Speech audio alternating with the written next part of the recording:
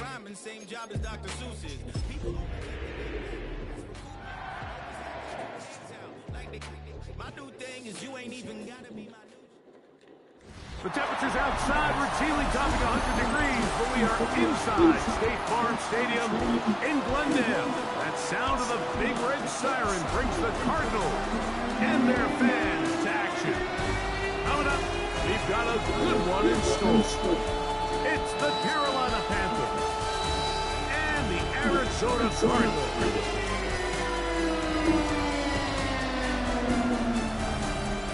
On the Carolina sideline, it's their head coach, Dave Canales. His guys coming off a road victory in their opener a week ago, looking to make it 2 in a row before heading home. His counterpart, the Cardinals, Jonathan Gannon. His guys, on the other hand, couldn't pull one out last week in the opener, so they're looking for their first win at home here in Week 2.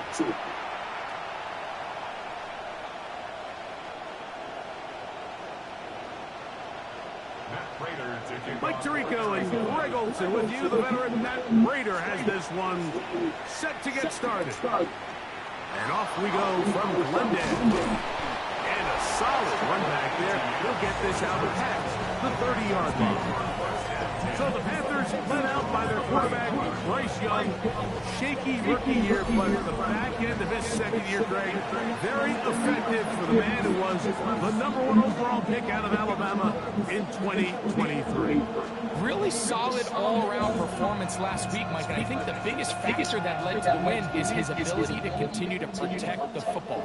He executed the offense, ran it exactly how they designed all week in practice. Now, it might not have been earth-shattering performance statistically, but they got the win. He can continue to play that style of ball. It's going to be a tough group to match up with. It's a gain of 7. Brings up 2nd and 3.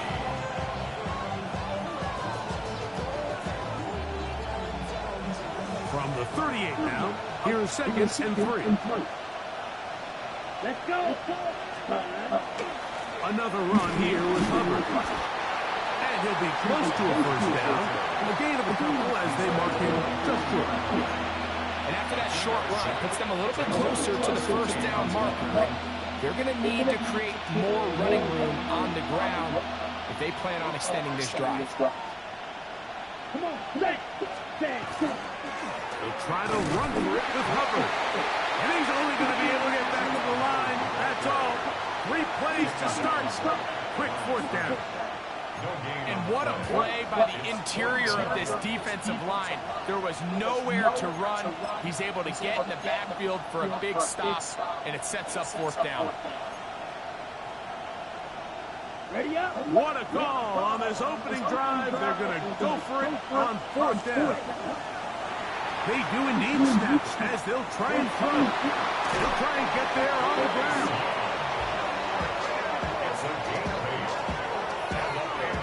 4th and short, initially, you can tell. He's just trying to get this ball out of his hand quickly, just enough to move the chains.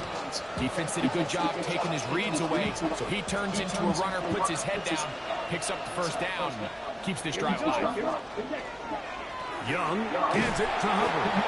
And that one shut down pretty quickly. He'll get back to the line of scrimmage, and that's it.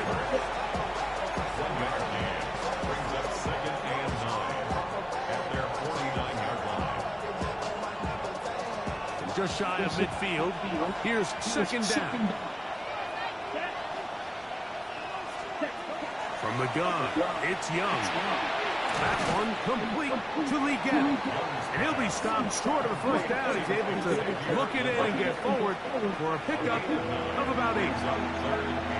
All right, so anytime you're facing the blitz, the best thing you can do as an offense is just get the ball out of your hand. Get into the hands of receivers, run after catch. In this case, nice job by the defense, rallying to the ball. Modest gain. 17 yards on that play. It's good for a Panther 1st down. 1st down. It's a gain of 17 yards. And that's a heck of a run there on 3rd and 1. So often these backs, they're just thinking, all right, just get 1 yard, pick up the 1st down. But not this guy. He's thinking, I know where the marker is, but I'm going to pick up as many yards after that as I can. That's exactly what he does. Fresh set of downs. And that Well, it's shut down pretty quickly. They'll get back to the line of scrimmage. Nothing more. From the 24 now, here is second down and 9. Out of a shotgun, Young. And they'll hold him to a gain of just a couple and sets up third down. A bit of a quick hitter here. What you're hoping for, Mike, is that the defense can't react quickly enough because the ball's coming out so hot. But they knew it was coming, and they end up holding them to just a short gain. From the gun here on third down, it's Young. He's got his man. That's Leakens. And he will easily pick up the first down. They've got first and goal coming up. Well, this is how you dream up the opening script. You get the ball first, and you want to go down and set the tone for the rest of the game. Well, looks like the coaches did a great job when they built that script during the week. With that big-time throw, they got a shot now with first and goal to end this opening drive with a touchdown.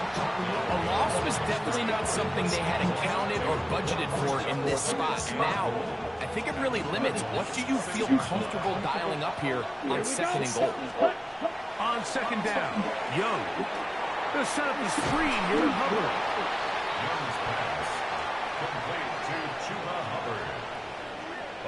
Just a little slow developing on that screenplay there. It was pretty obvious to the entire defense exactly what was going on. Nobody was thinking pass. Nobody was getting back into their drops, and just nowhere for that back to go.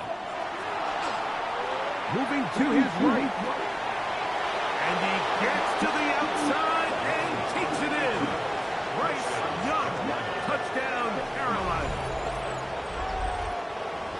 And that's a really important opening drive here, Mike. You think back a week ago, there was a lot of disappointment. It was a long week of practice, a lot of questions that had to be answered inside that building. So you want to come and show, hey, last week is over. We are a lot better than how we looked then, and you can't do it a lot better than that. Following the touchdown, it is Fitzgerald to send this one away. This one's crushed. It's over the back line of the end zone. Touchback. And the ball's coming out for the 35. So out comes the Arizona offense for the first time. They're going to be led out by their veteran signal caller out of NC State. It's Jacoby Brissett.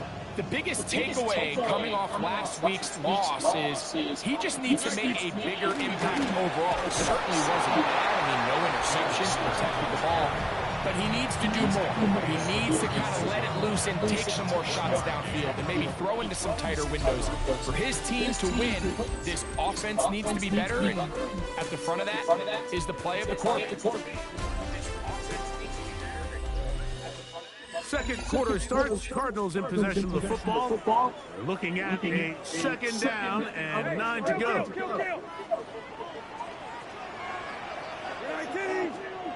Operating from the gun is Brissett. Oh, he's going to be bottled up and taken down. They got him. Trevin Wallace. He gets into drop him for his first sack of the young season. Work to do following the sack. It is third and long. Brissett's going to throw. We'll try to work the screen with Wallace. And this sequence not one to build on. They're going to lose yardage on the third down. And quickly, it brings up fourth down. In punt formation for the Cardinals.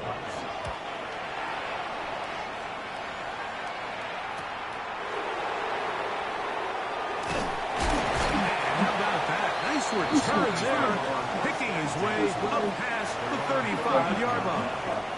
The Panthers offense ready to get going with their second possession.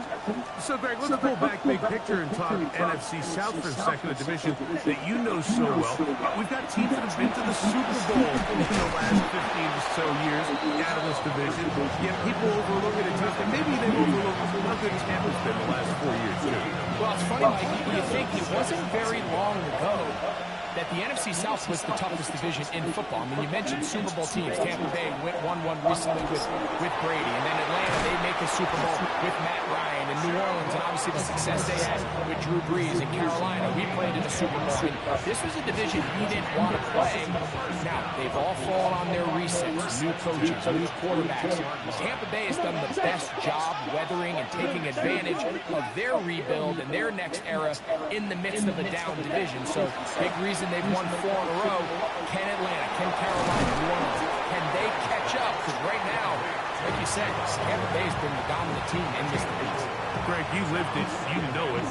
While these may not be the biggest markets in the league, the rivalries amongst these teams really elevates what you see when you watch the NFC South go head-to-head, too. Yeah, and over the years, there's been some major games played between Hall of Fame quarterbacks in uniform for all these teams. So it has a lot more history and a lot more, kind of relevance than maybe it feels as of late.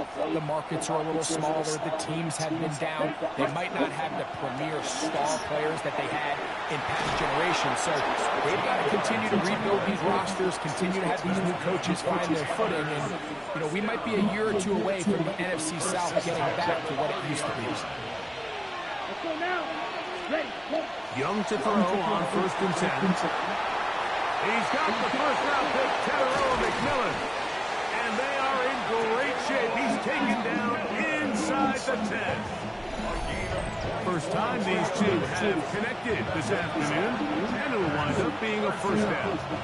And what a way to get your first catch as a pro. Only thing that would have made it better, Mike, is if it would have been for a touchdown. But now with that catch, puts them in great spot here to end up with 6. They find themselves first and goal. From 6 yards out, it's first and goal. To throw, Young. Here's a screen coming for Dowdle. And he's in! Rico Dowdle. Touchdown, Panthers. It's his second touchdown of the year.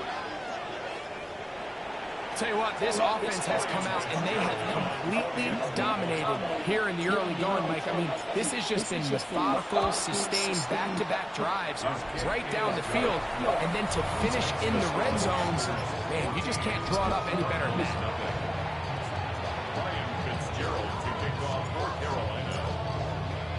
Following the touchdown, it is Fitzgerald to send this one away. Jones now on the return. And he's down at the 23, and that's where the offense will take over. The Cardinals offense ready to take over for their second possession. Greg, you take a peek back and look at the NFC West in totality. You just are reminded of how quick things change. I don't think anybody in the country thought the 49ers would be the last place team in this division last year. It shows you, one, how changeable it is, but also the quality of teams in this division. Yeah, absolutely. And I mean, they were the Super Bowl favorite, at least out of the NFC a year ago, and then to find themselves 6-11 at the bottom looking up. Pretty remarkable, but to your point, it just shows health. A little bit of good fortune. The other teams in your division, if they're a little weaker, your path is stronger. There's so many elements. The way the NFL schedule is set up, it's all tight. If you're good, they're trying to bring you back down towards the middle. If you're bad, they're trying to bring you up towards the middle. It's a league of parity. It's a league of ups and downs. And the teams that can break through that and sustain success, we got to give them a lot of credit. And what I love about this division, Greg, is the different philosophical challenges that defenses see. We know Kyle Shanahan does with the Niners. The Rams and Sean McVay always at the top end of the game. And then the unpredictability of Kyler Murray, plus the physicality that Seattle has played with. You've got to have a lot of clubs in your bag to play defense in the NFC West.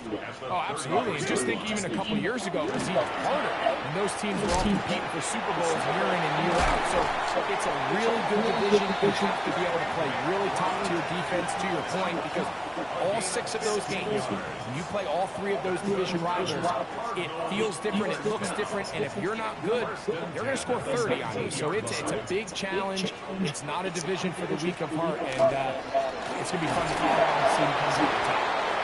And he'll be stacked up at the line of scrimmage. Now timeout charge to Arizona. That is their second.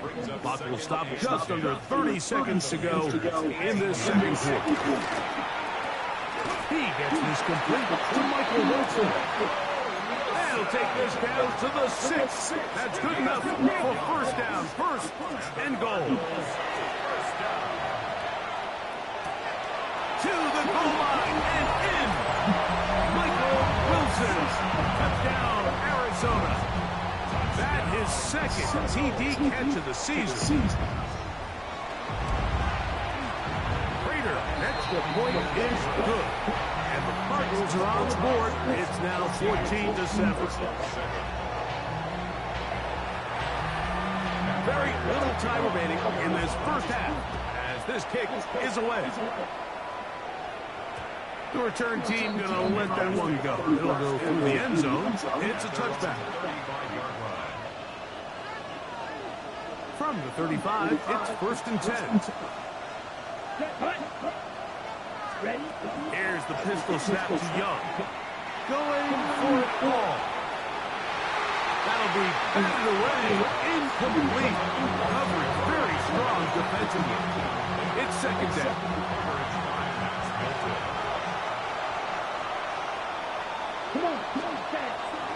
Not wanting to take a chance this time. He'll keep this one on the ground. And he'll be brought down just shy of midfield. And with just 1 second remaining in the first half, they get the timeout.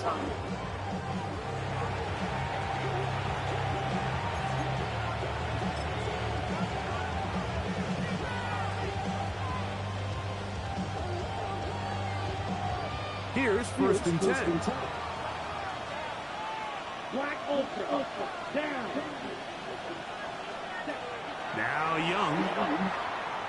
He'll take a shot here for the end zone. That's going to be incomplete. They took a shot on the final play. Prayer not answered. And that is how this first half will come to an end. Ryan Fitzgerald to kick off for Carolina. Pretty interesting first half. We'll see if any strategy changes for the next 30 minutes or more as this second half gets underway. He'll work his way across the 25-yard line. Cardinals offense ready to get going again. They'll have it first in this third quarter. Well, Greg, as the season starts, really the season never ends. Think back to the schedule release, the draft has become this multi-day huge event. Green Bay crushed with all the folks around the stadium in Lambeau, and some big names will be tied to that draft forever.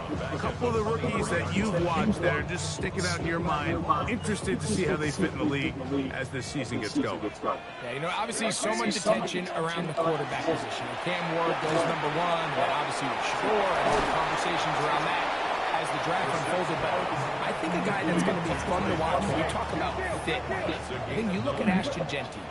He gets drafted by Vegas. He's now with the Raiders. Pete Carroll. It kind of has the feel of, is he his Marshawn Lynch? Is he the bell cow back? The pressure, too much, and he goes down. He has to do a better job identifying where the pressure is coming from, Mike, before the ball is snapped. He's got to get this ball out of his hands, to his outlet, to his hot receiver. But then once he senses the pressure, he kind of panics, and it's an easy sack. It's going to bring up fourth down. And he'll get forward a few yards on the return. And that's where the offense will take over. The Panthers offense and their back Chuba Hubbard set to come back on the field. Now, Greg, as we get the season going, obviously the adjustment to last year's new kickoff rules in place. We talked to a lot of coaches during the year.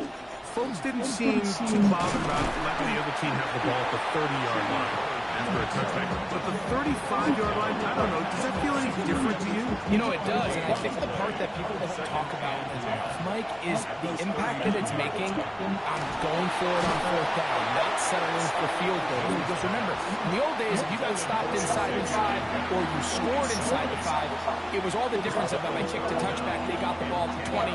It wasn't that much of a spread. But now all of a sudden, is it in my best interest to settle for a field goal and kick off when I could give you the ball for 35? Or even if I fail down there tight in the red zone on the 3, you now possess the ball inside your own 5-yard line. So I think that's an element now that's causing offenses to go for more touchdowns, kick less field goals, because the ensuing kickoff is giving my opponent the ball in much more favorable territory. You know, the other rule that is adjusted are overtimes in the regular season will mirror playoff overtime. Each team getting the ball. I'm so happy, Greg, because it just felt so incomplete when a team got to overtime, but then their offense, which may be the best part of the team, never got on the field. Yeah, and I couldn't agree more. And you hear everyone saying, oh, well, just get a stop. Well, you know, it's that legendary game between Mahomes and Josh Allen where neither team stopped us. It was just an offensive touchdown festival. So you won a coin toss and you got the ball. Well, the other team's defense hadn't got to stop the whole game. If Josh Allen got the ball first, he probably would have scored on a walk-off. So I love the idea of both teams getting the ball. If a game is good enough to go to overtime, let's finish it. We don't need to be in a rush. There's no curfew. Let's let the guys finish it on the field. A lot more similar to how the regular game goes and not have significantly different game flow come over. Good decision to take off. He gets 15 yards and a first down. Here we go. On the ground, it's Dowdle. And not much there. Good defense. Held to no gain. In order for you to be able to operate out of this 4-3 style defense, Mike, the key is your defensive tackles, their ability to penetrate, their ability to be game wreckers. That's exactly what we saw here, his ability to get back there, make the stop at the line of scrimmage, keep it to no gain. So he gets on the board, first catch of his career. I can promise you he's going to hang on to that ball. Now, it wasn't the flashiest of plays, but just try to get him comfortable and try to settle him into this game. What the fuck? Get the players fucking down. And we've been sitting up here wondering, when are they going to get their young, talented rookie involved? And they finally made it happen. He's able to get the ball inside the red zone with his first catch of his career. No issues there. This one is good. And the Panthers build their cushion to 10. It's now 17-7. So now, after the field goal, Fitzgerald is back out there to send this one away. To return is Greg Gort.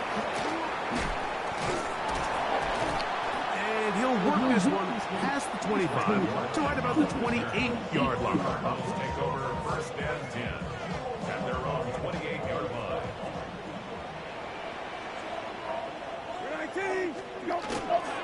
On first down, the drive begins with Connor. And you'll get about 6 there, setting up second down.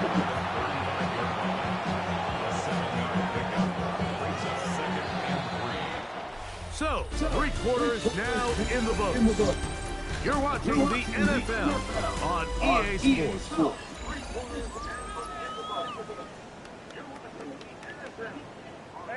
From the 35, here's 2nd and 3.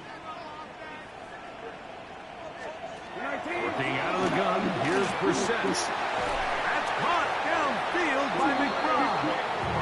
And he's down inside the 40-yard line. That one good for 26 yards. From the 39, here's a 1st and 10. From the shotgun, it's Brissett in trouble, and he's going to be taken down. Christian Rosebud getting in there to bring him down. His first sack of the season.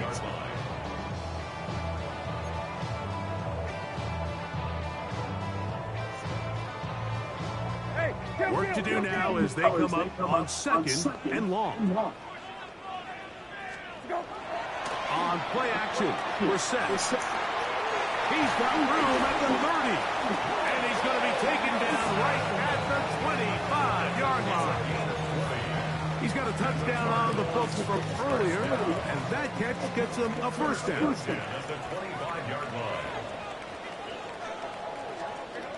Now, Brissett.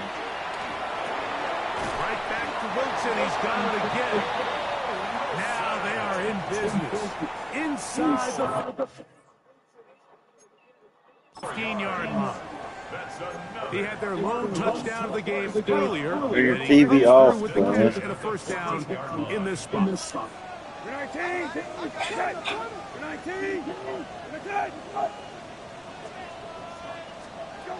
Here is Brissett. The work is out wide to Benson. And he'll somehow turn this into a net positive, getting out of bounds after a pickup of a yard. So anytime you decide to blitz, the hope is that the secondary can hold up long enough to allow the extra pressure guys to get to the quarterback. But when you don't get to the quarterback and he's able to get the ball on time and in rhythm, there are holes in the back end, and they're able to pick up the first down. And he can't get away. Down he goes, back to the 16. So, backed up after the sack, and now it's 3rd and long. And he will score!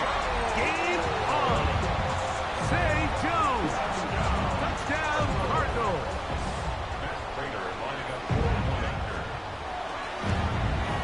The kick is good. Important extra point. The difference is just 3. A field goal here in the 4th quarter.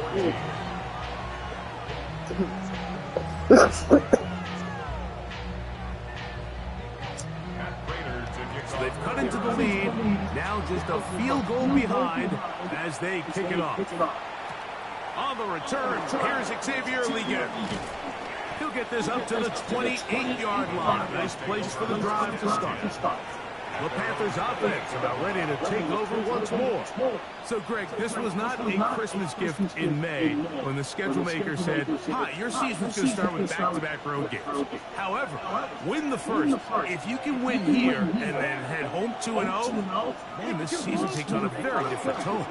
There's no question. And, Mike, am I crazy, though? I could make an argument that I'd rather play the away games early in the season. We're fresh.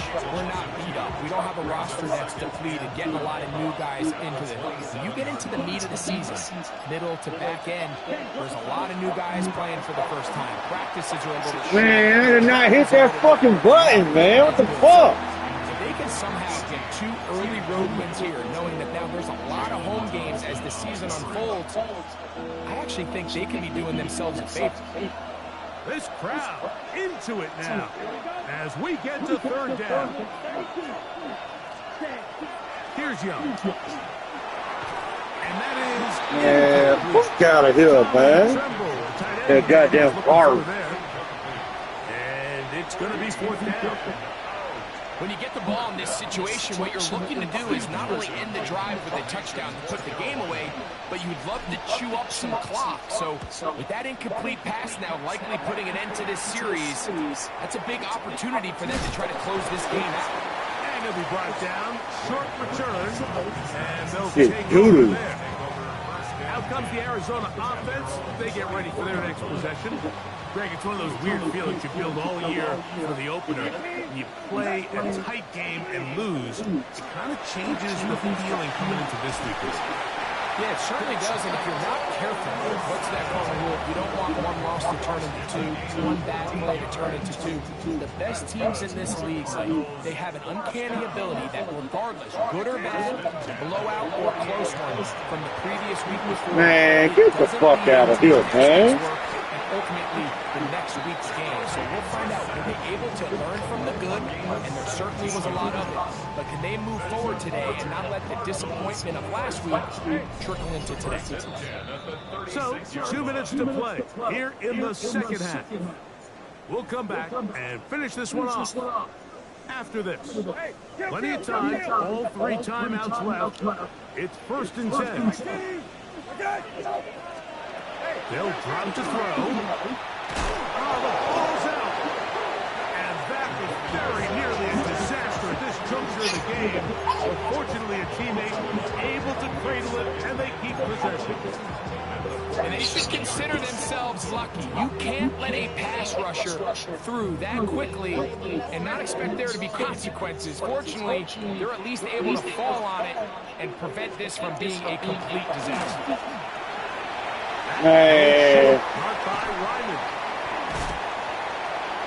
Man, get the fuck out of here, man, with that whole ass shit.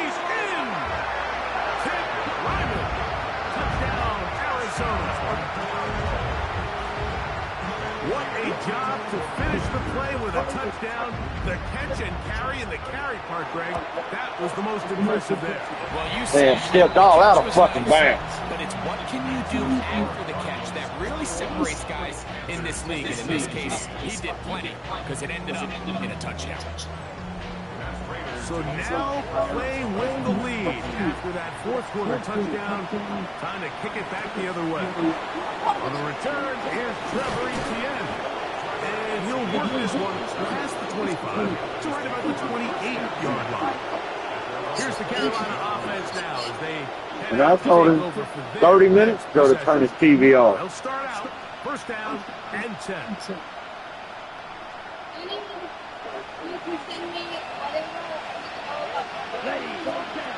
To throw is Young. Got his receiver on the in-cut. He's got it. And he'll be taken down up at the 40-yard line. Yeah. First down. On first and 10, here's Young. And he's down inside the 40-yard line. His fifth catch. Why is the clock still running? First down. Previous play is under review.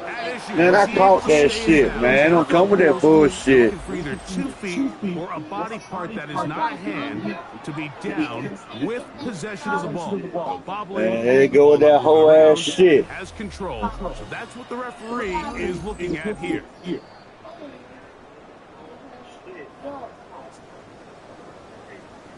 But why is the clock still running? So that is what you want. Let me call fucking timeout.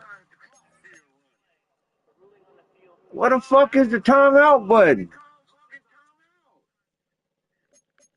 Takes time, but they do get it right, and this call will stand. Man, they don't even let me call fucking timeout. All 3 timeouts left.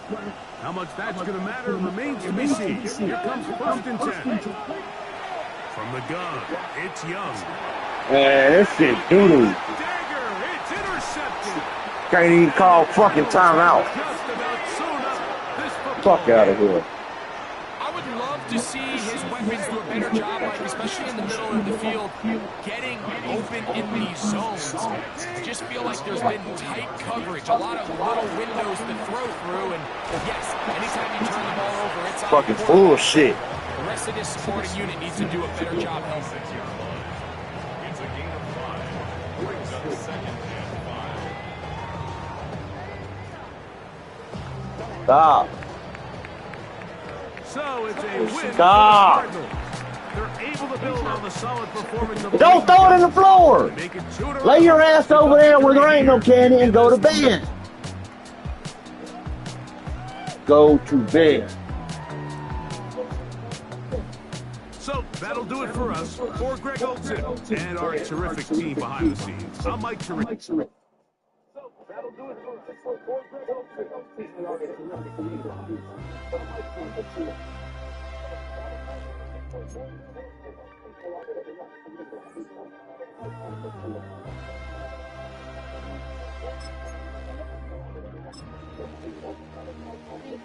I'm about to take my belt off.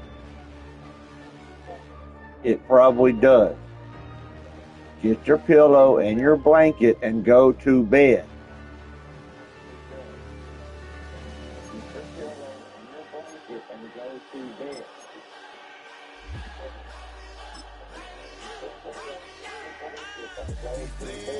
That don't mean play with Legos. That don't mean play with candy.